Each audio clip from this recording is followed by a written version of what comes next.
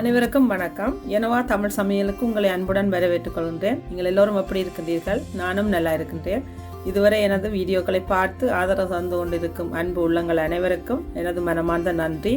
தொடர்ந்தும் உங்கள் ஆதரவை தருவீர்கள் என்று நம்புகின்றேன். இதுவரை எனது சேனலை சப்ஸ்கிரைப் செய்யாதவர்கள் சப்ஸ்கிரைப் செய்து கொள்ளுங்கோ. கூடவே பெல் பட்டனையும் தட்டி விடுங்கோ. அப்பொழுதுதான் நான் போடும் புதிய வீடியோக்கள் உடனுக்குடன் உங்களை வந்து சேரும். நீங்கள் எனக்கு தொடர்ந்து ஆதரவை தருவீர்கள் என்ற நம்பிக்கையில் மீண்டும் ஒரு புதிய சமையலோடு வந்திருக்கின்றேன். இன்று நான் உங்களுக்காக சிக்கன் ரேப் செய்து காட்டப் போகின்றேன். அது செய்கிறதுக்கு இந்த ரொட்டி உங்களுக்கு வேணும். அப்போ இதை நீங்கள் இது கடையில் வேண்டாமலுக்கு அப்படி மாவில் செய்யலாமன்னு இதை முதல்ல செய்து காட்டிட்டு பிறகு உங்களுக்கு நான் சிக்கன் ரேப் எப்படி செய்கிறேன்னு உங்களுக்கு செய்து காட்ட போகிறேன். ரேப்புக்கு தேவையான ரொட்டியை செய்கிறதுக்கு தேவையான பொருட்களை பார்க்க போகிறோம். இதில் நான் 2 கப்பு மைதா மா அதாவது கோதுமை மா எடுத்து வச்சுருக்கிறேன். இங்கே 1 கப்பு வார்ம் வாட்டர் எடுத்து வச்சிருக்கிறேன். இதில் அரை மேசக்கரண்டி பட்டர் எடுத்து வச்சிருக்கிறேன். அரை தேக்கரண்டி உப்பு, அரை தேக்கரண்டி பேக்கிங் பவுடர், 1 மேசக்கரண்டி மில்க் பவுடர். இவ்வளவுதான் இது செய்கிறதுக்கு தேவையான பொருட்கள். இப்போ எப்படி செய்கிறதுன்னு பார்ப்போம்.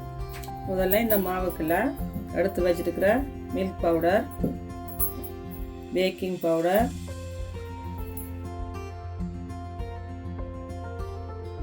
உப்பு இவ்வளோத்தையும் போட்டு நல்லா ஒருக்கா கலந்து விடுவோம். இப்போ இதோட இந்த எடுத்து வச்சிருக்கிற பட்டரையும் போட்டு இந்த மாவோட நல்லா சேர்த்து விட போகிறோம். இப்போ நான் கையை க்ளவுஸ் போட்டிருக்கிறேன்.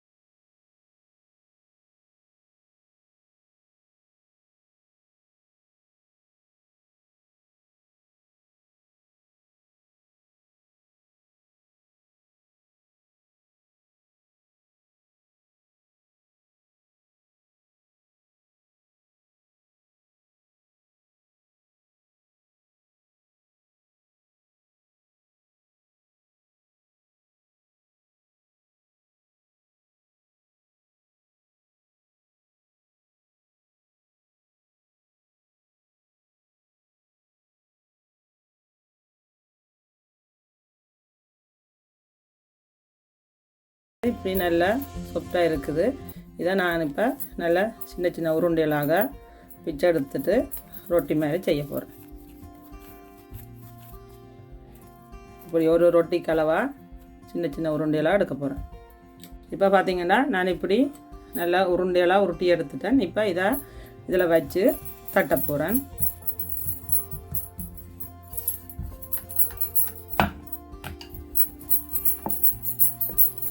இப்படி தட்டி நீங்கள் நல்ல வட்டமாக எடுக்கணும். இப்போ பார்த்தீங்கன்னா இப்படி நல்ல மெல்லிசாக நான் கொஞ்சம் போட்டு கோதுமை மாவை போட்டு நான் தட்டி எடுத்துருக்கிறேன். எவ்வளவு மெல்லிசாக உங்களால் தட்டையிலுமோ அவ்வளோத்துக்கு நீங்கள் மெல்லிசாக எடுக்கணும். இப்போ பார்த்தீங்கன்னா உங்களுக்கே தெரியும் இது எவ்வளவு மெல்லிசாக நான் தட்டி இருக்கிறேன்ட்டு. இப்போ இதை நாங்கள் ஒரு அடுப்பில் ஒரு தோசைக்கல்லை வச்சுட்டு அதில் போட்டு எடுக்க போகிறோம். அடுப்பில் இப்படி ஒரு சட்டி ஒன்றை வச்சு அடுப்பை பற்ற வச்சு சட்டி சூடான அப்புறம் அந்த ரொட்டியை நான் சுட்டு எடுக்க போகிறேன். இப்போ சட்டியில் லேசாக எண்ணெயை பூசுகிறேன். பூசிட்டு தட்டி வச்சிருக்கிற இந்த ரொட்டியை நான் இதில் போட போகிறேன். அடுப்பை ஒரு மீடியம் ஹீட்டில் தான் நீங்கள் வச்சுருக்கணும். நல்லா ஸ்லோவில் வச்சுருந்தாலும் இது வடிவாக பொங்கி வராது. இப்போ இந்த டைமில் நான் இந்த ப்ரெஷ்ஷால் லேசாக கொஞ்சம் ஆயில் தடவி விடுறேன். எப்போ மேலால் இப்படி பபிள்ஸ் கொஞ்சம் நல்லா வர தொடங்குதோ அப்போ நீங்கள் மற்ற பக்கம் பிரட்டி போடலாம். பார்த்தீங்கன்னா மேலால் இந்த இப்படி பபிள்ஸ் எல்லாம் வர தொடங்கிட்டுது. இப்போ இந்த டைமில் நான் இதை பிரட்டி மற்ற பக்கம் போட போகிறேன். பார்த்தீங்கன்னா இவ்வளோ வடிவாக இருக்குண்டு. இப்போ திரும்ப இந்த பக்கமும் லேசாக கொஞ்சம் எண்ணெயை பூசி இந்த மேலே இப்படி பொங்கி வர இந்த பபிள்ஸ் எல்லாத்தையும் நீங்கள் இந்த ஒரு அகப்பையை வச்சு மெல்லமாக அமர்த்தி விடணும். அதை உடைக்காமக்கு லேசாக அமர்த்தி இப்படி சுற்றி விடணும். இந்த ஒரு நிமிஷம் காணும் 2 பக்கமும் வேகி எடுக்கிறதுக்கு உங்களுக்கு. நான் சுட்டெடுத்த ரொட்டிகள் எல்லாத்தையும் ஒரு ஈரமான துணியில் லேசான ஈரமான துணியில் மூடி வச்சேன். நான் இந்த ரொட்டிகள் எல்லாம் அப்போ தான் காயாமல் இருக்கும். நீங்கள் பார்த்தீங்கன்னா இவ்வளவு சாஃப்டான நல்ல மென்மையான ரொட்டிகள் ரெடி ஆகிட்டுது. இந்த ரொட்டி எல்லாத்தையும் இப்படி இந்த துணியால் மூடி வச்சுட்டு நாங்கள் இப்போ போய் அந்த மேரினேட் பண்ணி வச்சுருக்கிற அதாவது மசாலா பொருட்கள் எல்லாம் போட்டு வச்சுருக்கிற சிக்கனை ரெடி பண்ணுவோம். ஒரு சட்டியை வச்சு தேவையான அளவு எண்ணெயை விட்டு நான் அடுப்பை பற்ற வைக்க போகிறேன். எண்ணெய் சூடான பிறகு நாங்கள் சிக்கனை போட்டு இதுக்குள்ளே வதக்க போகிறோம். இப்போ எண்ணெய் சூடாகிட்டு நாங்கள் பிரட்டி வச்சுருக்கிற கோழியை இதுக்கெல்லாம் போட போகிறோம்.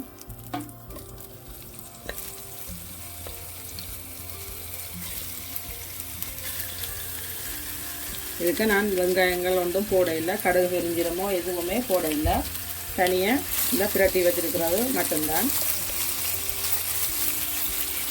இல்லை நீங்கள் சட்டியில் போட்டுட்டு அப்படியே விடக்கூடாது, ஒருக்கா லேசாக கிண்டி விடணும். அப்போ தான் சிக்கன் ஒன்றோடு ஒன்று ஒட்டாமலுக்கு தனித்தனி துண்டுகளாக வடிவாக பொரிஞ்சு வரும். இப்போ நான் இந்த கோழியை இதுக்குள்ளே போட்டு சரியாக 3 நிமிஷம் ஆகிடுது. இந்த டைமில் நீங்கள் ஒருக்கா மறக்காமல் நாங்கள் உப்பு போட்டு நாங்கள் இருந்தாலும் திரும்ப ஒருக்கா நீங்கள் உப்பை டேஸ்ட் பண்ணி பார்க்கணும் உப்பு கணக்காக இருக்காண்டு. பார்த்திங்கன்னா எல்லா கோழி துண்டுகளும் தனித்தனி துண்டுகளாக வந்திருக்குது. இது நான் உரைப்பு குறையத்தான் போட்டேன். நான் உங்களுக்கு உரைப்பு விருப்பம்னு சொன்னால் நீங்கள் இன்னும் கொஞ்சம் உரைப்பை கூட போட்டு செய்யலாம். இது நீங்கள் இந்த ரப்பை நீங்கள் பிள்ளைகளுக்கு உங்களோட வீட்டில் இருக்கிற பிள்ளைகளுக்கு ஸ்கூலுக்கு லஞ்ச் பாக்ஸில் வைக்கல வச்சு கொடுத்தா ஒரு நல்ல ஒரு ஃபுல்லாக இருக்கிற ஒரு சாப்பாடாக இருக்குது. சரியாக ஒரு 8 நிமிஷம் ஆகிட்டுது. இப்போ இப்படி நல்லா ரோஸ்ட் ஆகி வந்துட்டுது. இப்போ நான் இவ்வளவும் காணும் இனி அடுப்பை நான் ஓப்பன் பண்ண போகிறேன். இப்போ பார்த்திங்கன்னா நாங்கள் செய்த இந்த கோழி ரெடி ஆகிட்டுது. அதே மாதிரி நான் உள்ளுக்க வைக்கிறதுக்கு இதுக்கு மரக்கறிகள் வெட்டி வச்சுருக்கிறேன். கேரட், கியூக்கம்பர், ரெட் ஓனியன், மற்றது சலாட்டிலா, மற்றது தக்காளி பழம் வெட்டி வச்சுக்கிறேன். தக்காளி பழம் இதுக்குள்ளே உள்ளுக்க இருந்து அந்த விதிகள் எல்லாத்தையும் எடுத்துகிட்டு தனியாக தக்காளி பழம் மட்டும்தான் வெட்டி வச்சுக்கிறேன். அப்போ தான் உங்களுக்கு தண்ணி விடாமல் இருக்கும். இதில் உங்களுக்கு பிள்ளைகளுக்கு விருப்பமான சோஸை விட்டு நீங்கள் ரப்பை சுற்றலாம். இது நாங்கள் செய்த ரொட்டி இருக்குது. மற்றது இதில் நான் அதை கடைசியில் எண்டில் தொடுறதுக்கு தண்ணி எடுத்து வச்சுக்கிறேன் கொஞ்சம். இப்போ நாங்கள் இந்த ரோலை சுற்றுவோம். இப்போ ஒரு ரொட்டியை எடுத்துருக்கிறேன். இந்த ரொட்டியை எடுத்து இதுக்கெல்லாம் முதல்ல கொஞ்சம் சிக்கனை நான் எடுக்க போகிறேன். இப்படி ஒரு நேராக தான் நீங்கள் அடுக்கணும். அப்போ தான் உங்களுக்கு சுத்தக்குள்ள ஈஸியாக இருக்கும். இதுக்கெல்லாம் நீங்கள் சீஸ் போடுறோன்னா சீஸ் போடலாம், இல்லாத பிள்ளைகளுக்கு விருப்பமான சோஸை போட்டு கொடுக்கலாம். கணக்க வைக்காமலுக்கு கொஞ்சம் கொஞ்சமாக இப்போ கேரட் கொஞ்சம் வைக்கிறேன். இப்போ 2-3 கியூக்கம்பர் வைக்கிறேன். இப்போ மரக்கறிகள் சாப்பிடாத பிள்ளைகள் கூட இதை விரும்பி சாப்பிடுவினாம். இப்போ இதில் கொஞ்சம் ஒனியன் போடுறேன். இந்த டைமில் இப்போ ஒரு அரைவாசி பொருட்கள் போட்டாச்சு. இப்போ நீங்கள் கொஞ்சம் சீஸ் வேணுமெண்டா நான் இதில் சீஸ் எடுத்து துருவி வச்சுருக்கிறேன். இந்த சீஸ் கொஞ்சம் போடலாம். போட்டுட்டு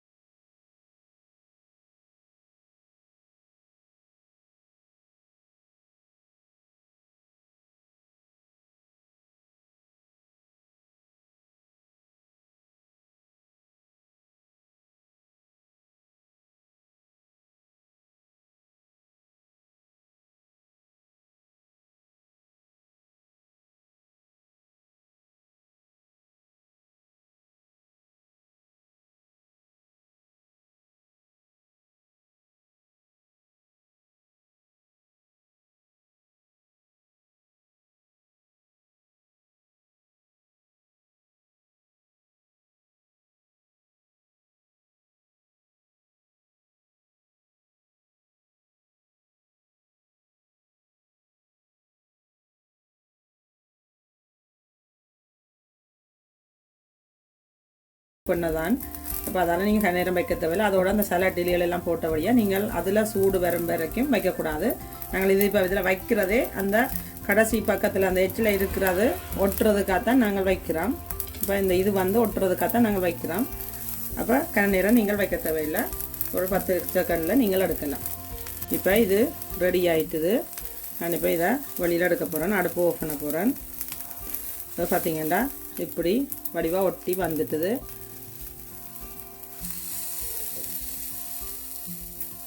இப்போ நாங்கள் செய்த சிக்கன் ட்ராப் ரெடி ஆகிட்டுது. மிகவும் சுவையான, நாங்களே ரொட்டி எல்லாம் செய்து நாங்களே சிக்கனை கொண்டு வந்து பிரட்டி நிறைய மரக்கறிகள் வெஜிடபிள் எல்லாம் போட்டிருக்கிறோம். பிள்ளைகளுக்கு இந்த காலத்து பிள்ளைகளுக்கு மிகவும் பிடித்த ஒரு உணவு. நீங்கள் உங்களோட பிள்ளைகளுக்கு பள்ளிக்கூடத்துக்கு அனுப்பிக்கல இப்படி ஒரு உணவை செய்து கொடுத்தீங்கன்னு சொன்னால் லஞ்ச் பாக்ஸுக்கு வச்சிங்கன்னா அவைகளுக்கு மிகவும் விருப்பமாக இருக்கும். இப்போ நான் இதை உங்களுக்கு கட் பண்ணி காட்டுறேன் இது எப்படி இருக்குமென்னு சொல்லி. இப்போ நீங்கள் 2 பக்கத்தாலே அரைவாசியாக கொடுக்குறீங்கன்னு சொன்னால் நீங்கள் இதை 2 பக்கமும் மடித்து செய்யணும். இப்போ இப்படி கொடுக்குறீங்கன்னு சொன்னால் இப்படி நீங்கள் கொடுக்கலாம். எப்படி இருக்குன்னு சொல்லி பாருங்க. இப்போ இந்த பக்கம் நீங்கள் மடிச்சிங்கன்னா 2 பேருக்கு நீங்கள் இதை கொடுக்கலாம். இது ஒரு பக்கம் நான் மடித்தபடியே இது ஒரு ஆளுக்கு தான் கணக்காக இருக்கும். மிகவும் சுவையான இந்த ரப் ரெடி ஆகிட்டது. இதை நீங்களும் உங்களோட வீடுகளில் உங்களோட பிள்ளைகளுக்கு செய்து சாப்பிட கொடுங்க. எப்படி இருக்குன்னு சொல்லி மறக்காமல் கமெண்ட்ஸ் பண்ணுங்க. இதுவரை எனது சேனலை சப்ஸ்கிரைப் பண்ணாதாக்கள் சப்ஸ்கிரைப் பண்ணுங்க. மீண்டும் இன்னும் ஒரு புதிய சமையலுடன் சந்திக்கும் வரை நான் உங்கள் ஜெனோவா. நன்றி.